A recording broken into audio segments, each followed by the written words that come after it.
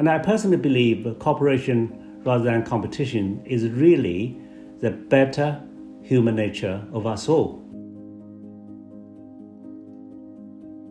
Senior retired figures in the US, including Carl Ickenberry, are flagging new concerns that the military crisis communication system between the United States and China is unreliable at best and absent at worst. And they also charge China with not picking up the phone on their side at some key points in recent history. Does all of this chime with your own understanding of these events? Well, I certainly agree with Carl Ickenberry, because I know him personally, that this kind of crisis management is not so reliable. But what is the reason behind that? Let me put it very straightforward. It is because Americans' provocation at China's doorstep. Because if you look at the fact is it is American ships that would come on a regular basis, and that is a problem for decades. Because China would talk at a strategic level to say that you must at least reduce this kind of reconnaissance or surveillance, or better, to stop them at all. So then we do not have problems. We do not interact. But the American way is, no, I shall come to challenge your excessive maritime claim, but you have to make sure we are safe. I have to ask you, on the South China Sea, should a military confrontation actually occur, would that in turn trigger other conflicts and actions, including embargoes? That most unfortunately has happened. For example, in 2001, we actually had the collision of aircraft, and in 2018, the two ships, one from China and one from the United States, narrowly missed collision by 41 meters. But still, there is a light at the end of the tunnel.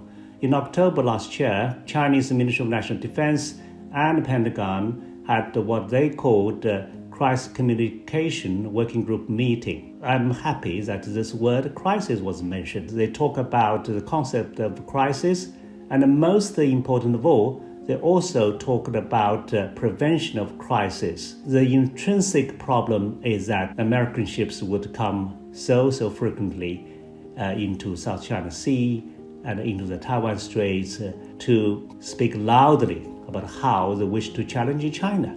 And this is almost exceptional. Why?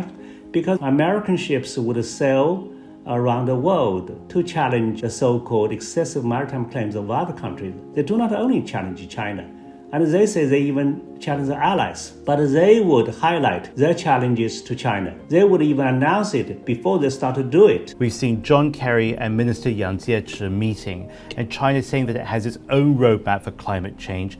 It's just a couple of weeks to go before COP26 in Glasgow.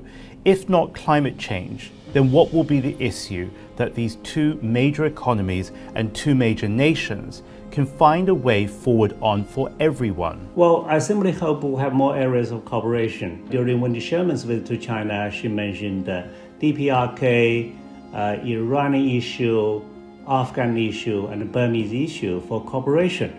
But the irony is, it seems that the US would simply want China to cooperate on where they are interested in, while continuing confrontation with China in some other areas. Yes, competition is part of human nature, but isn't cooperation also part of human nature?